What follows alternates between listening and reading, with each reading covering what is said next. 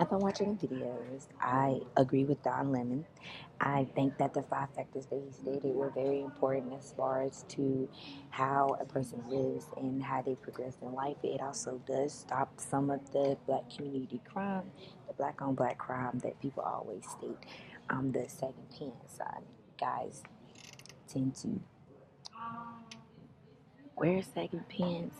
I don't feel like that's necessarily a big problem. It's just the way you dress. That's just the same way as saying, oh, he rather wear a button up and tie other than wearing the saggy pants. It's just the way you dress. As long as you're not at work or going to something formal, then I don't really think that sagging pants is a problem. As far as the N word, I do agree with that. It is the context of the word that you use. Some people use the word differently. At times, I catch myself using the N word just as saying a guy or just as saying a girl, just as a person, instead of calling you ignorant, calling you nigger, like the word that it was used for in the past. I do agree with respecting the way you live. A lot of people in the city, it's always trash everywhere, it's littering everywhere, but I feel like me being from the country, I'm a little bit more wholesome. The, I try not to litter all the time because there's no trash cans in the country, and you have to find a trash can, or you're just gonna eventually mess up their environment like that. Finishing school is a big agreement. When you're from Warren County, if you don't finish school or don't go off to college, you are more than likely going to be stuck in Warren County for the rest of your life. You might end up having kids, not even getting married, or even having a family. So that is a big agreement as far as me. As far as putting family first, I do understand what he's saying with putting family first. I was born before my mom and my dad got married, and then eventually we did start getting married. But when I was little, my dad wasn't around, so he was able to raise me as much as he can. When I turned 9, my mom and dad got a divorce. After that, my mom had to finish taking care of 4 girls by herself. It's a little bit differently when you have to take care of girls because a woman can take care of a girl by herself without teaching her to be tough, without teaching her how to be a man and things like that, because she doesn't have to. I do see the difference in between it because my sister now has 3 boys and 1 girl. It is a little bit harder, even though they are young. We're still trying to teach them how to respect women and how to do things the right way and not running around, not having their pants sagging. We make them pull their pants up and stuff like that.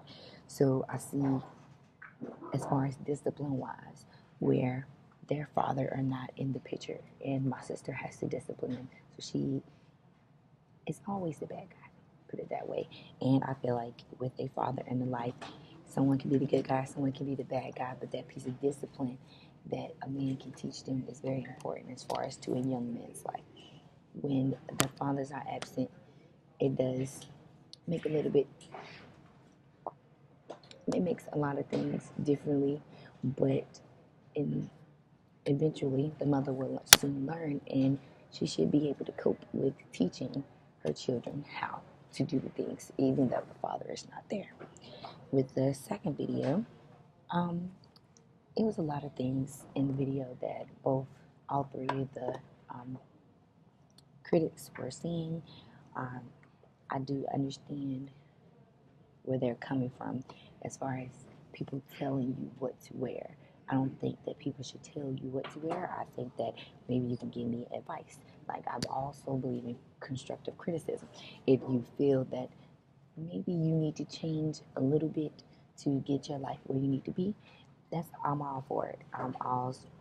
I'm like he said, I'm all with facts. I'm all about facts.